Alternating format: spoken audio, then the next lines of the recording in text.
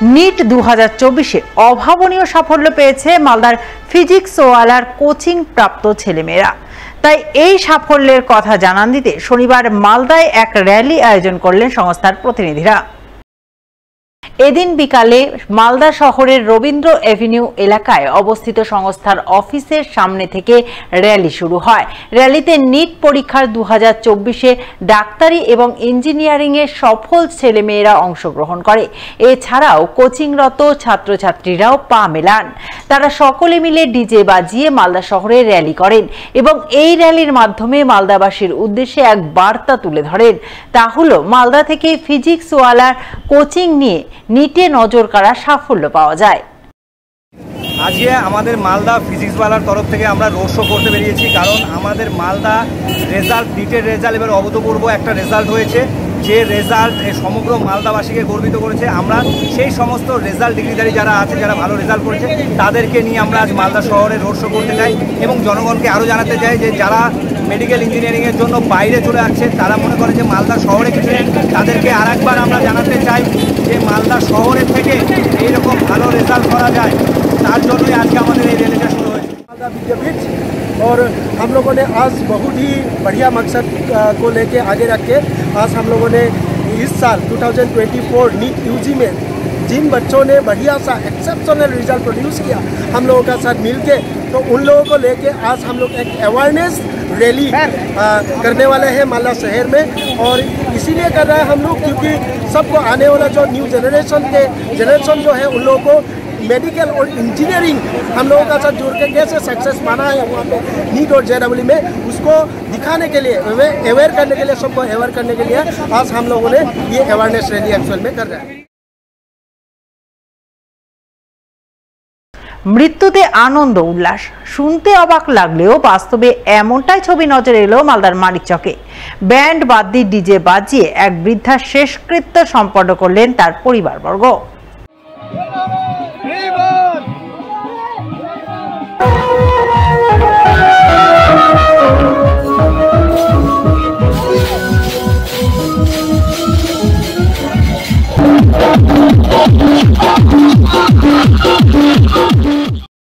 শনিবার এমনই অবাক করা ঘটনার সাক্ষী থাকলেন মালদার মানিকচকের কামালপুর ঠাকুরপাড়ার বাসিন্দারা। জানা গেছে ওই এলাকার রানী মণ্ডল নামে 110 বছরের এক বৃদ্ধার শনিবার সকালে মৃত্যু হয়।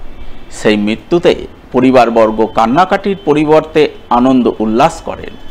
বৃদ্ধার 4 ছেলে, ছেলের বউ ও নাতি নাতনিরা মিলে ব্যান্ড বাদ্যি ডিজে বাজিয়ে বৃদ্ধার শেষকৃত্য সম্পন্ন করেন। কিন্তু মৃত্যুর মতো শোকাবহ ঘটনায় কেন এই অদ্ভুত আয়োজন?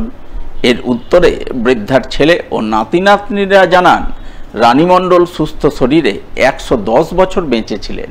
ছেলে, ছেলের বউ, নাতি নাতনিদের সঙ্গে দীর্ঘদিন সুখের জীবন কাটিয়ে শেষ বিদায় নিয়েছেন।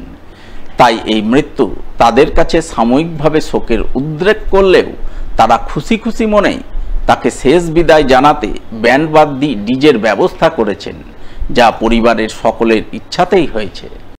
আপনার মা কত বছর? 110 বছর।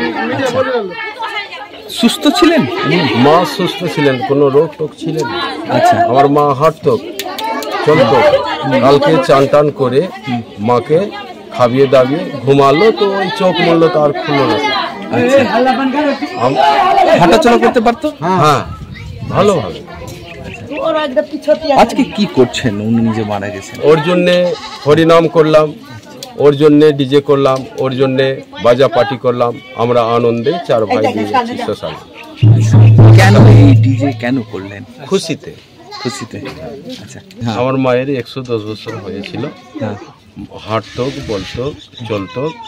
আমরা 4 ভাই মিলে ওকে আনন্দভাবে সৎকার্য করব। 110 বছর হয়েছে, আমরা ডিজে করলাম, আমরা বাজনা করলাম, আমার দিদি আমার ফুর্তি করার জন্য আমরা করেছি, সব ভাই বোন মিলে। শেষ বিদায় আমি দিদিকে আজকে দিব। কিভাবে বিদায় দিচ্ছেন? আনন্দ ভাবে দিব, দুঃখ হলো আনন্দ করে বিদায় দিব। আয়োজন করলাম, বাজনা করলাম, ডিজে করলাম, হরিনাম করলাম, কীর্তন করলাম, সবই করলাম। মনে দুঃখ আছে তাও হাসি খুশিতে আমরা করলাম। আজকে দিদি আমার বিদায় রইল।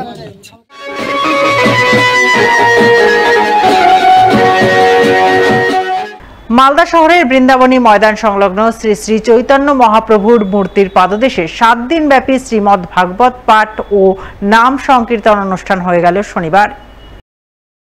গত 65 বছরে ধর্মীয় ঐতিহ্য পরম্পরা বজায় রেখে এবারও এই নাম সংকীর্তন অনুষ্ঠান আয়োজন করেছিলেন মালদার সনাতন ধর্ম সম্মিলনী নামক সংগঠনের সদস্যরা, যার শেষ দিন ছিল শনিবার। শেষ দিনে মহাপ্রভুর ভোগ নিবেদন ও বিতরণ পর্বের আয়োজন চোখে পড়ে, যাকে কেন্দ্র করে আনন্দ মুখরিত হয়ে ওঠে বৃন্দাবনী ময়দান সংলগ্ন এলাকা।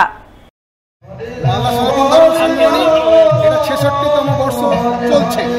66 বছর আগে এই যে কমিটি এরা তৈরি করেছিল, এখন আমরা সেটাকে আরও উন্নতভাবে এগিয়ে নিয়ে চলেছি এবং এখানে 7 দিন ভাগবত কথা হয়, আর তারপরে 9 দিন কীর্তন সংকীর্তন হয়। তার আগের দিন অধিবাস হয় এবং অধিবাস অন্তে মহাপ্রভু শেষ দিনে বিশ্রামের দিনে মহোৎসব হয়। শেষ দিনে আমাদের নরনারায়ণ সেবা হয় এবং প্রসাদ বিতরণ হয় আর মহাপ্রভু ভোগ হয়।